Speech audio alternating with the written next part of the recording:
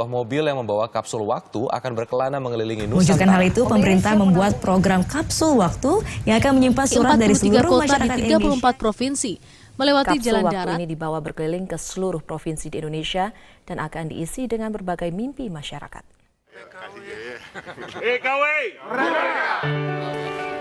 Pada mulanya sebetulnya gagasan ini berawal dari keinginan untuk merayakan 70 tahun Indonesia Merdeka sepanjang tahun.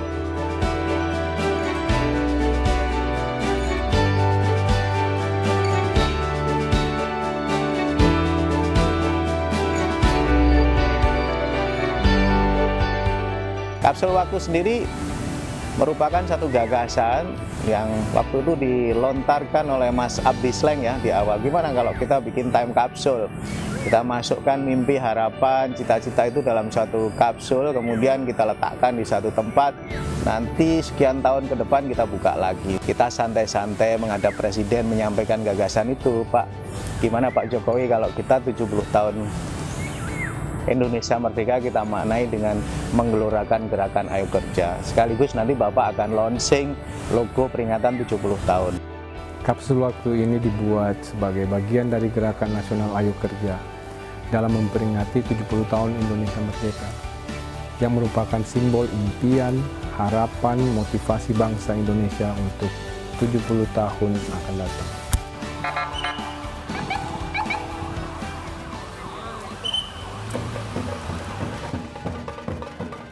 Tapi kemudian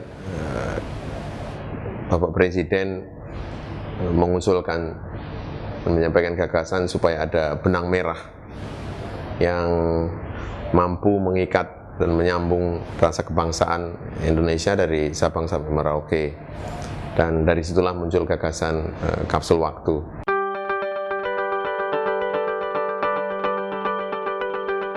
Kapsul waktu impian Indonesia adalah wadah sejarah berbentuk kapsul, tempat menyimpan dokumen tulisan impian masyarakat dari setiap provinsi di Indonesia yang disimpan dalam benih impian untuk diletakkan pada tahun ini 2015 untuk dibuka tahun 2085 mendatang.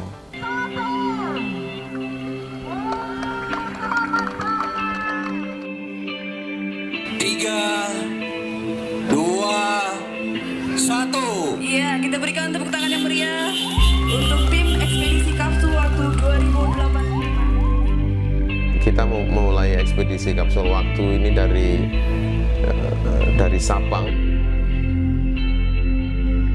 Dari satu provinsi ke provinsi lain. Kita mulai dari yang paling barat, nanti selesai di yang paling timur di Merauke.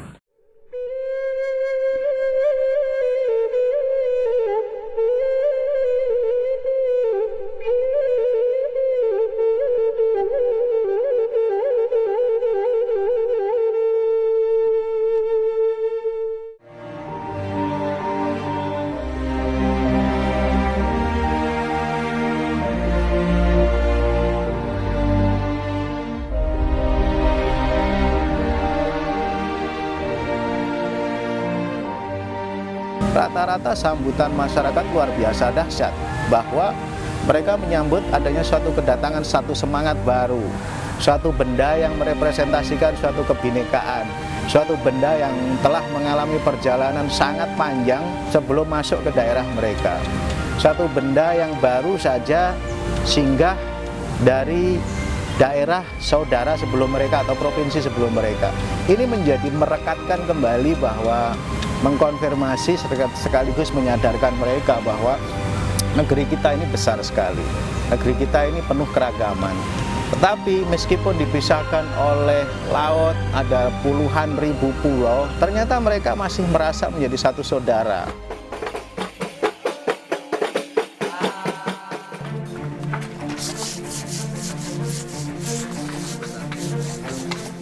Kita inginkan pertahankan adalah karena ini salah satu tempat dunia pendidikan agama Buddhis yang sudah mendunia. Jadi dan dari hal itu kan bahwasanya ada mengangkat kebanggaan kita sebagai masyarakat Indonesia. Kita punya dunia pendidikan yang dikenal oleh masyarakat luas, internet baik dalam maupun istilahnya dari dunia yang negara yang lain.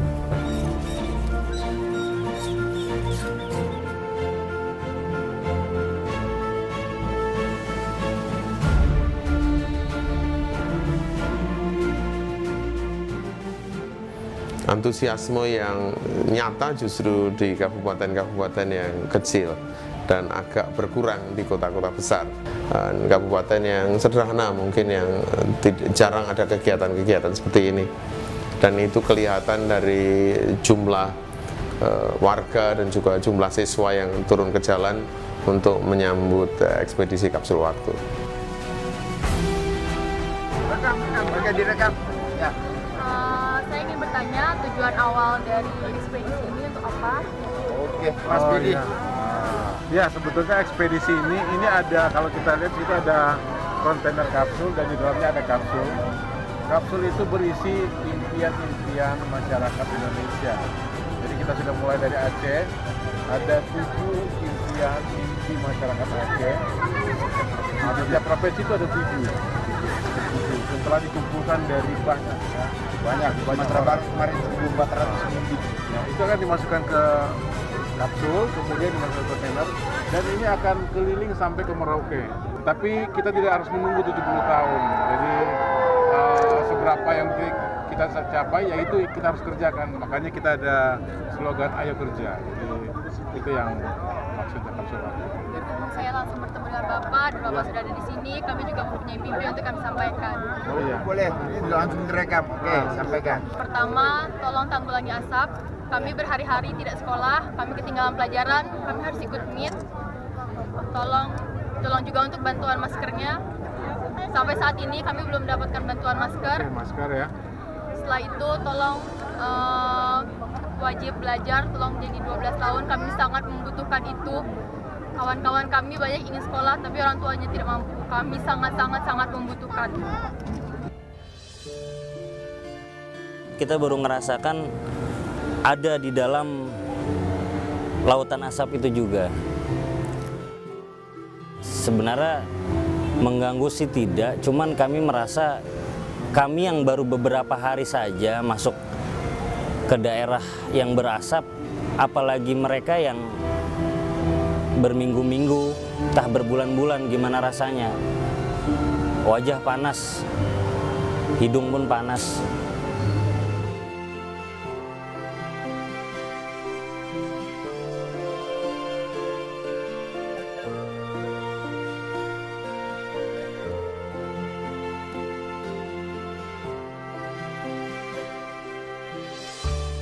Kita di yang kita lihat di ini perbatasan Riau dan Jambi ada kebakaran hutan.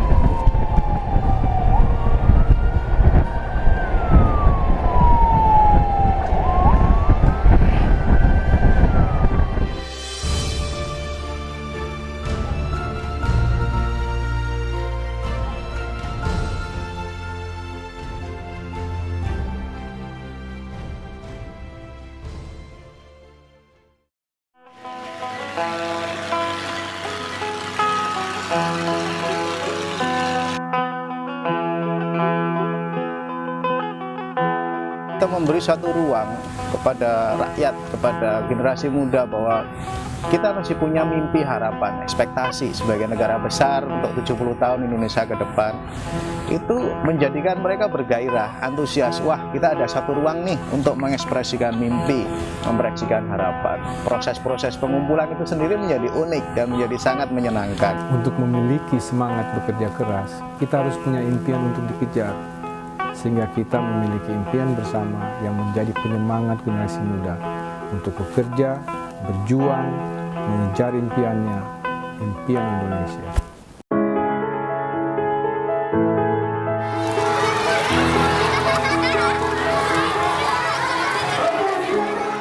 Bangsa yang besar adalah bangsa yang memberi ruang seluas-luasnya kepada anak bangsa untuk berani bermimpi. Terwujudnya pengelolaan lingkungan yang baik dan bertanggung jawab untuk peningkatan ekonomi. Terwujudnya penyelenggaraan pemerintahan yang baik dan pemerintahan yang bersih.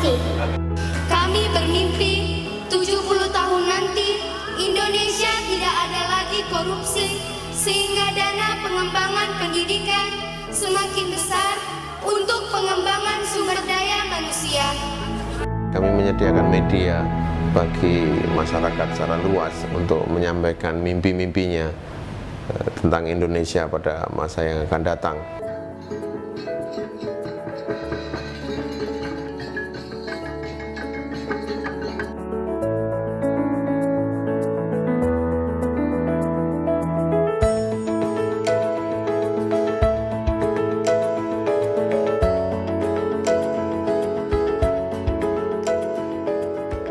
Memasuki Kalimantan Tengah, kami mengalami sedikit hambatan, terutama di Kabupaten Kota Waringin Barat menuju ke Kota Waringin Timur. Kabut asap yang begitu tebal menghadang kami, nyaris jarak pandang hanya sekitar 100 meter.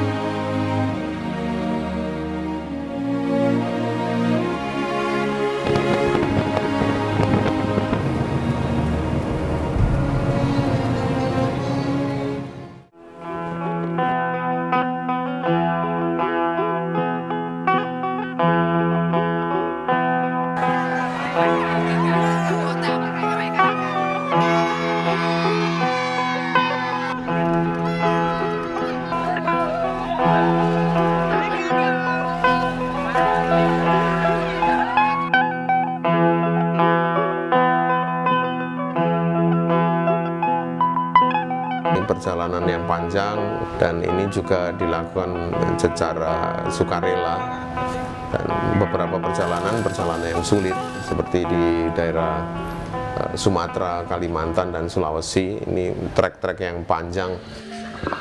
Ekspedisi kapsul waktu 2085 sampai di penjara Banceu. Di sel ini Bung Karno ditahan di ruangan hanya 2 meter kali 1 meter. Beliau menyusun pledoinya berjudul Indonesia Menggugat pada tahun 1929, dan dari situ-sini beliau berjalan kaki ke gedung Indonesia Menggugat untuk diadili, dan lebih dari 50 kali bolak-balik antara penjara ini dan gedung pengadilan. Kira-kira seperti inilah ruangan Bung Karno dengan ranjang hanya 60 cm dengan penerangan yang sangat terbatas. Beliau menyusun pledoi Indonesia Menggugat yang menjadi cikal bakal Republik Indonesia.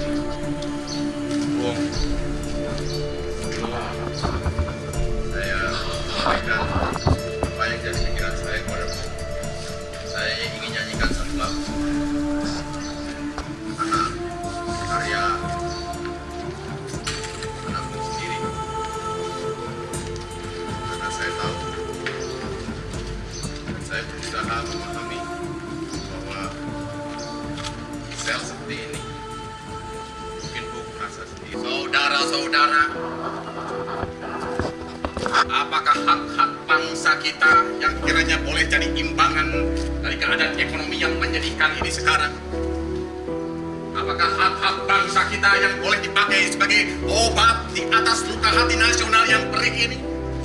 Sesungguhnya tidak ada hak-hak yang orang berikan pada rakyat Indonesia untuk jadi imbangan kepada bencana pergaulan hidup dan bencana kerejekian yang tebarkan oleh imperialisme modern itu. Tidak ada hak-hak yang orang berikan pada rakyat kami yang cukup nikmat dan menggembirakan untuk dijadikan penglipur hati nasional yang mengeluh melihat kerusakan sosial dan ekonomi yang disebabkan oleh imperialisme modern ini. Tidak ada hak-hak yang orang berikan kepada rakyatku yang boleh dijadikan sebagai pegangan, sebagai penguat, sebagai staging untuk memberhentikan kerja imperialisme yang mengobrak-abrik kerejekian dan pergaulan hidup kami.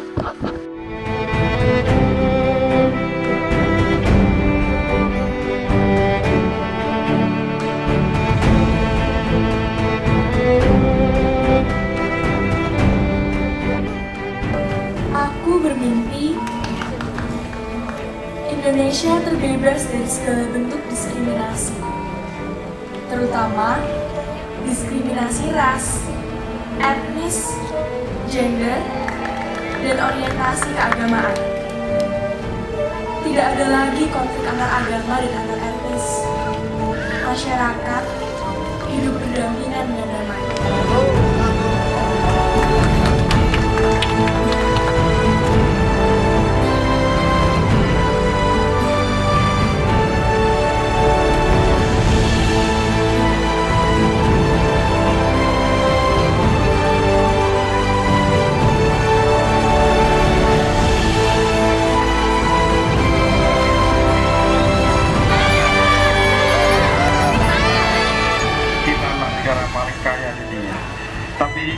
Apakah kita mampu merawatnya? Dan hari ini kita bisa menyatakan di bawah Presiden Jokowi, kita mampu merawatnya dan bahkan kita sudah melampaui angka 70 tahun Indonesia merdeka. Kita akan melihat apakah 70 tahun yang akan datang Indonesia tetap seperti ini, atau bahkan Indonesia akan melampaui cita-cita kita semua menjadi negara yang disegani di seluruh dunia ini.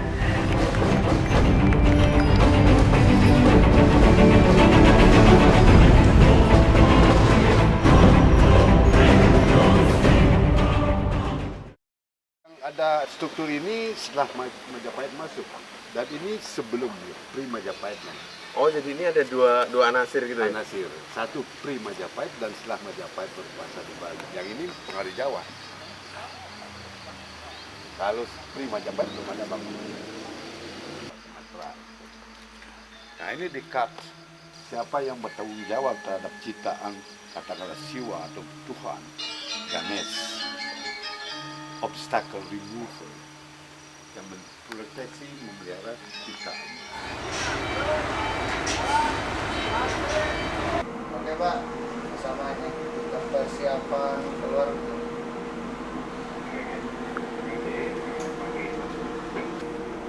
Lalu kasihkan ke siap untuk.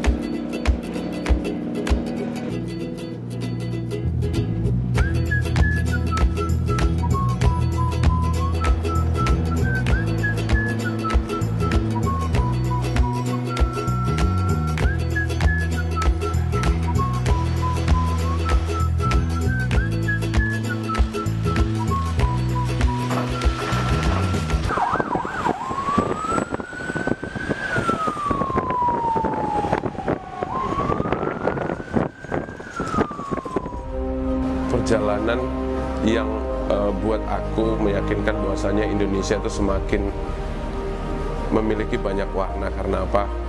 Di sana juga saya temukan hal-hal baru, budaya, bahasa, cara berpikir, terus etos mereka antar umat beragama yang saling menghargai.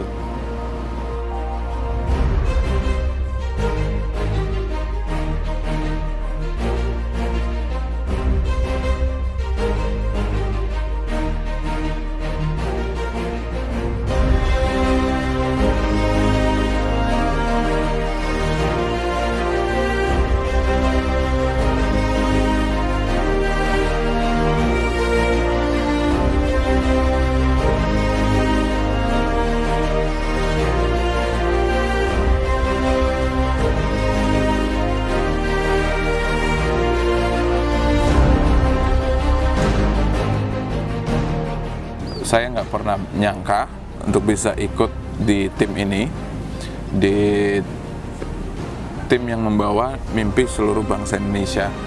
Yang saya lihat dari perjalanan ini itu banyak ragam budaya, suku dan adat, tapi memiliki mimpi atau tujuan yang tidak berbeda jauh.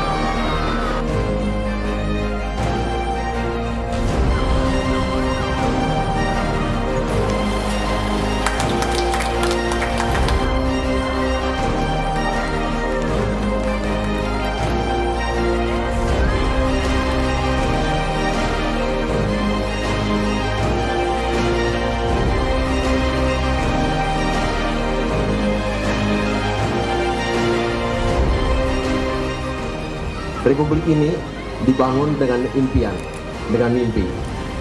Oleh sebab itu, saya merasa bahwa impian ini juga yang saat ini menjadi berharga sekali untuk menjahit kesatuan dari Sabang sampai Merauke di tengah tantangan-tantangan beraneka gagasan-gagasan baru yang bisa jadi mendukung, tapi juga bisa jadi menjadi sebuah ancaman bagi negara kesatuan Republik Indonesia.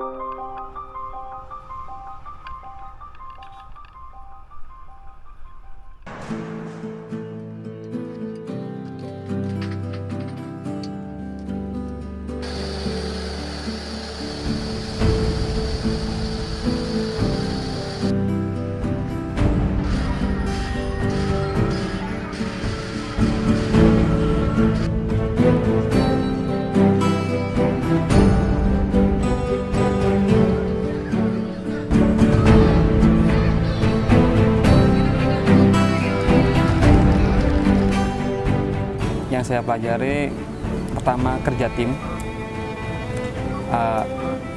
saling kerja tim paling utama ya. Yang kedua adalah profesionalitas, kita diuji di sini. Yang ketiga, saya menghargai budaya bangsa ini. Semoga di 2085 nanti Indonesia tetap menjadi negara kesatuan NKRI, tak terpisah satupun, dan menjadi negara yang disegani di seluruh dunia.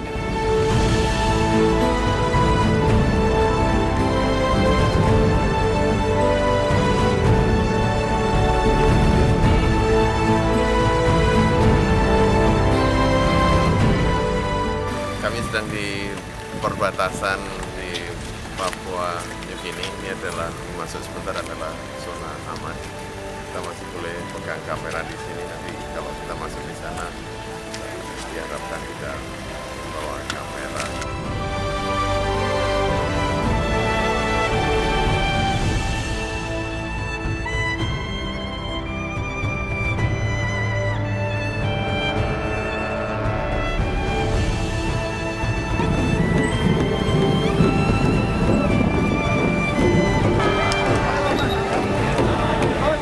Ingat, visi ke depan kita adalah kompetisi. Kompetisi.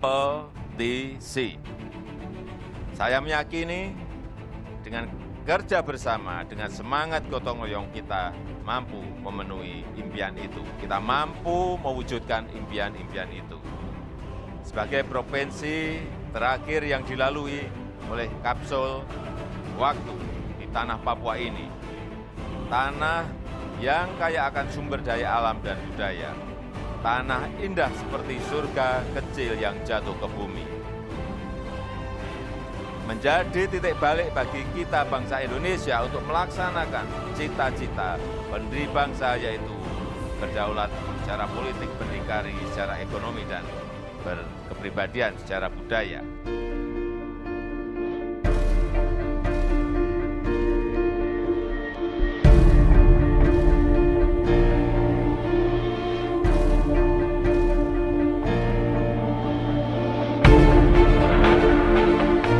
Untuk 2085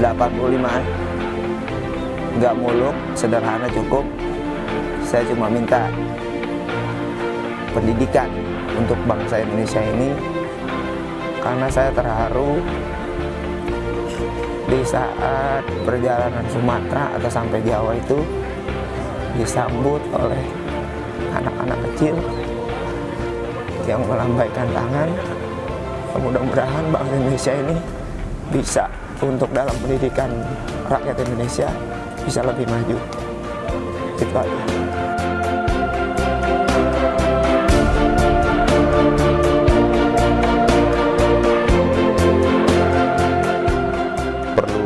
dihidupkan lagi adalah rasa kebangsaan, nasionalisme, dan juga keberanian dari warga masyarakat untuk memimpikan Indonesia yang hebat pada masa-masa yang akan datang. Di tengah banyak keterpurukan prestasi, menurut saya sudah saatnya bagi kita untuk memimpikan, untuk mengharapkan, untuk mengimajinasikan Indonesia yang hebat pada masa yang akan datang.